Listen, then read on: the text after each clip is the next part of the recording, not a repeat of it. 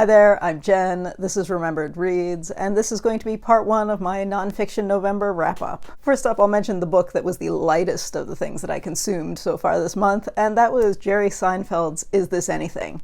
I've seen a couple of reviews that referred to this as a memoir, which it definitely isn't. It has a couple of essays about comedy as an industry and the way a comedian evolves, but 90% of this is comedy material, and it's bits, it's jokes. So the title, Is This Anything, is the question that comedians ask each other, is this actually a funny joke? But the book is organized by decades, so you have 70s, 80s, 90s, 2000s, and 2010s, and some of it is, as you might expect, a bit dated, sometimes in the social sense where you cringe a little, sometimes just in the sense that we have heard other comedians making this joke for 30 years and it's run its course already. Still, when it was funny, it was very funny. I listened to the audio version of this, and which I think is the way to go with it, because part of Seinfeld's humor, I think, is just the delivery, in the way he kind of pokes at day-to-day things. And without the delivery, I think some of this would be boring, so I would recommend this if you're a fan of his comedy already. I don't think it's going to convert you if you're not. But if you are, I think it's worth listening to. I don't know that it would be worth reading. I think it would probably be a little boring just because of the format and the style of the humor. And if you don't like his humor, you definitely are not going to like this. It is a comedy book. Okay, let's talk about something else that is also not exactly a straightforward piece of nonfiction, and that is Eli Tareq Al-Bechelany-Lynch's The Good Arabs. This is a poetry collection that I had put on hold at the library and kind of forgotten why, so when I started reading it, I didn't actually know anything about it.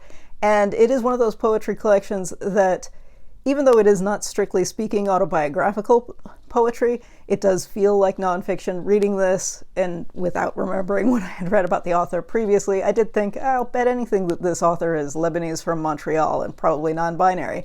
And indeed, those things are true. The poetry does feel very personal, and when I say that, I don't necessarily mean that the poetry is telling what may be autobiographical stories, although some of them may be, but just that it feels very personal.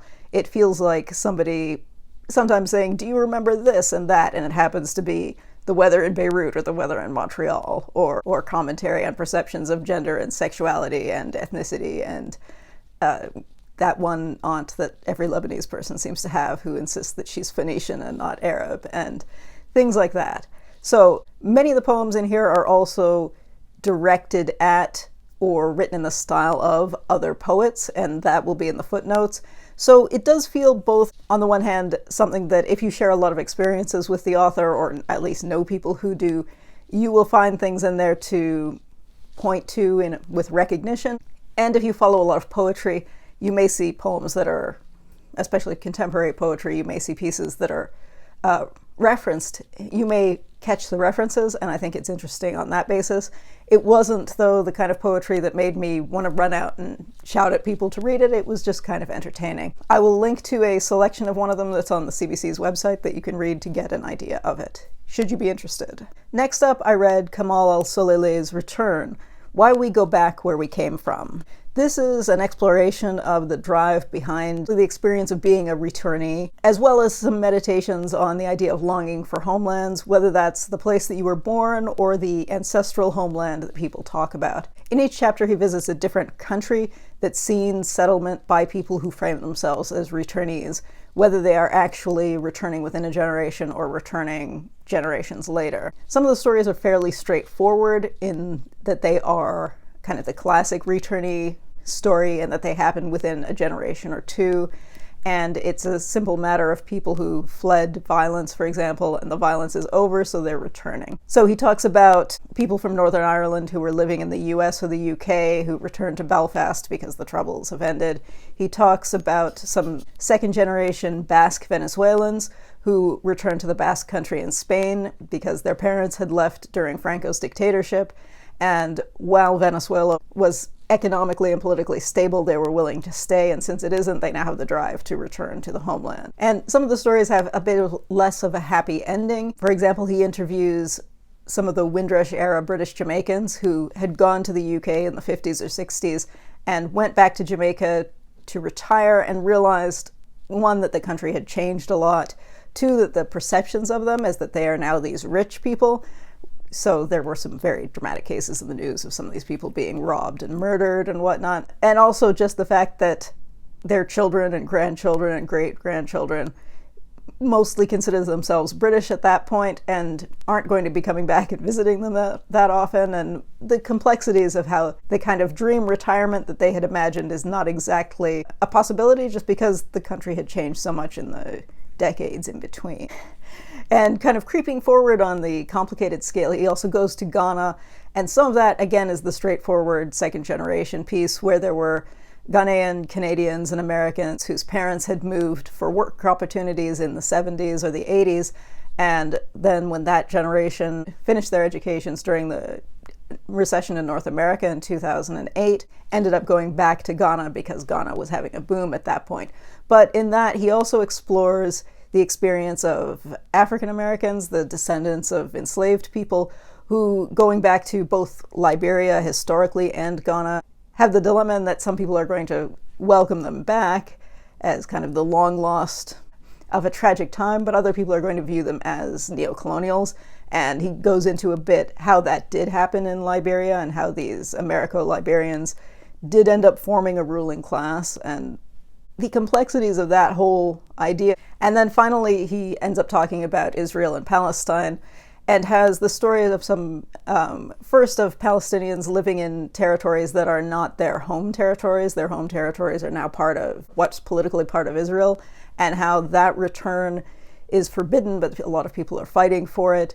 And he's also talking to some Israelis whose families are originally from Yemen, who some of the older generations have a nostalgic idea that it might be nice to return to Yemen, but the Jewish community in Yemen is gone, and also Yemen is at war. And he allows some of those complexities to exist in a way that's interesting, and then also ties it all together with his own experience. He's from Yemen himself and is Canadian by choice, and has sort of thought about returning to Yemen. And prior to the war there, the idea was that the main challenge was going to be homophobia, but now, of course, there's the war there. He is in parts, I think, a little soft on some of the politics of the situations that are talked about, but I think for such a broad geographical bunch of regions that he's talking about, it works pretty well. And I think as a starting point to anything that you might be interested in reading more about, it's not a bad one. So next up, I have a prison memoir. This is Colors of the Cage by Arun Ferreira, which is incredibly dry, but simultaneously very fascinating just because of the subject matter. Ferreira is a lawyer in India and a political activist who was accused of being essentially a Maoist agitator, and he is actually currently in prison again, but this recounts a nearly 5-year span that he spent in prison, even though he was acquitted of all of the charges against him. This book was published in 2014, which was after he'd been released from that, but before he was arrested again now. And he goes through, to a certain extent, what you expect. Abuses of the system, abuses both by individuals and on the systemic side. What happens with different issues of prisoners' financial status, of caste and class and religion, of language and level of education, and to a certain extent gender, because there's a point where some eunuchs are brought in and are in the higher security section along with the political prisoners just because of the fact that they're eunuchs. So it's all very fascinating, especially if you haven't read anything else about Indian political prisoners or prisoners in general.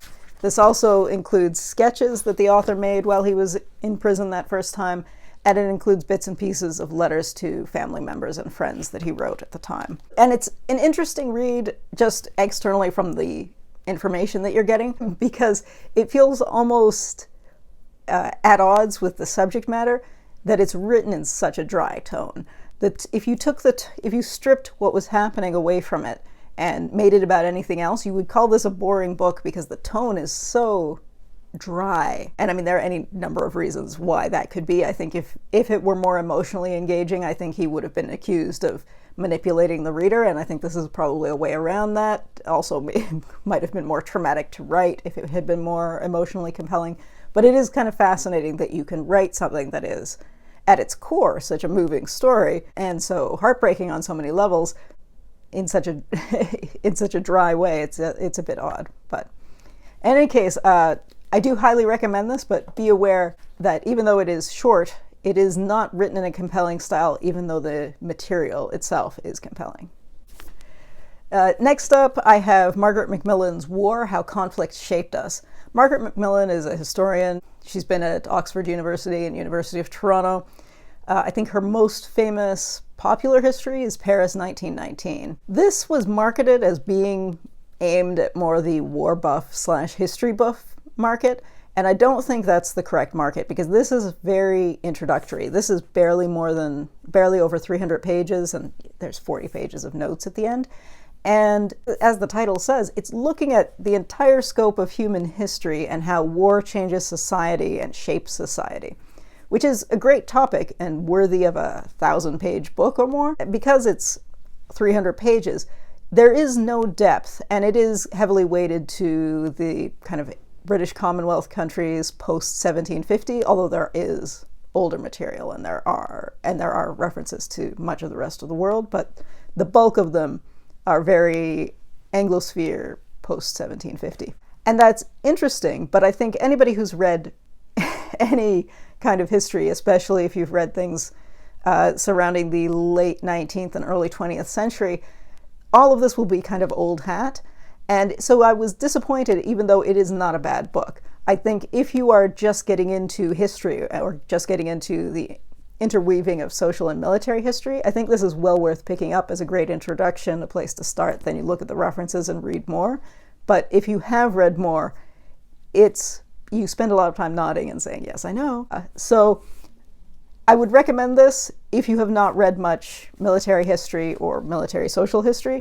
But if you have, that's just not for you. It's very general and very introductory.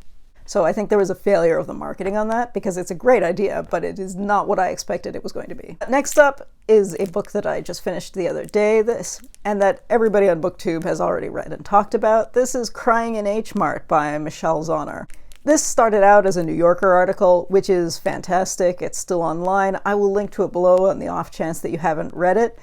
And this book starts with that. And that section, that particular essay, is fantastic. It's, as the title suggests, it starts with the author being in Hmart, which is a chain of Korean-ish grocery stores in the US, and missing her mother because food was one of the ties to her mother and to Korean culture and whatnot. That brings her back to mourning.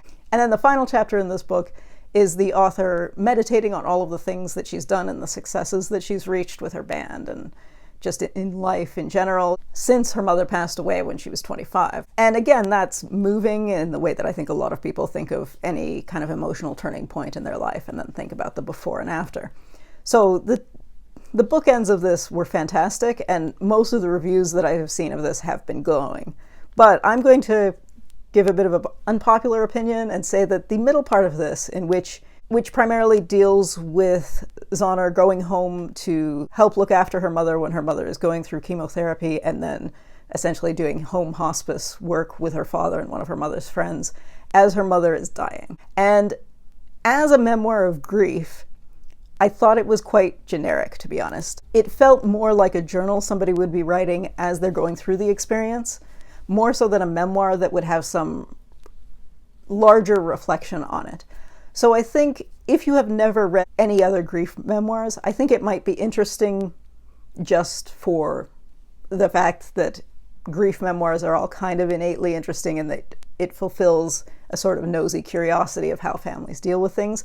I also think if you have had a very similar experience of watching one of your parents die in that way and also have the same kind of complicated relationship that she has with the rest of her family, I think maybe it could be relatable that way, but otherwise, I thought the middle was quite generic. So the two ends, great, but the middle, yeah, I felt like I was reading somebody's journal, and you don't edit your journal, and it's not meant for other people's consumption. It was fine, but it wasn't the best of that kind of thing. But as I said, that is an unpopular opinion, and a lot of people love this, so take that with a grain of salt. And I started with an audiobook, so I'll end with an audiobook too. I also listened to Cathy Park Hong's Minor Feelings and Asian American Reckoning.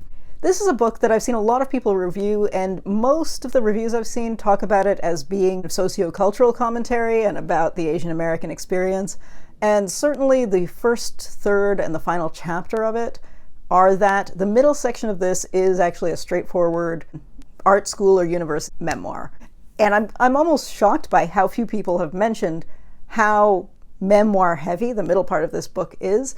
I've said before, I'm no longer particularly interested in hearing US-based people talk about their university experiences, and I am a bit impatient with art school memoirs in general because the level of pretense, and I realize that this is just the artistic personality and what are you going to do, but I was not the right market for the middle section of this book, and I'm shocked that so many people talk about the cultural commentary and not that the middle section of this is an art school memoir. It's an art school memoir. It's everybody having mental breakdowns and doing art and flooding basements and painting and having manic moments and sharing the secrets of other people. And is that your secret to share? I don't know, but this is the artsy thing. So if you love that kind of thing, this is absolutely the book to pick up. Also, if you're looking for the cultural commentary that virtually every other review I've seen of this has talked about, yeah, there you go. But the main thing that I want to say here, because people have talked about this at length, there's nothing I can really add to that, but be aware, there is an art school memoir in the middle of this, and it is a good chunk of the book, which the reviews I had seen had not let me know about. So I can't fairly review it because art memoirs just irritate me to no end. If you are like that too, this is just me letting you know that's what this is. That's what the middle of this is. It is not just social commentary. In any case, that has been the first half of Nonfiction November for me. I'd love to hear what you've been reading, and if you've read any of these, if you had differing views. I know with a couple of these, a lot of people had differing views, and fair enough. Because, with memoirs, I think, as with comedy, a lot of it is so personality-driven and subjective that it is hard to say, is this good? Is this bad? It is what it is. Anyway, that's it for now. Ciao.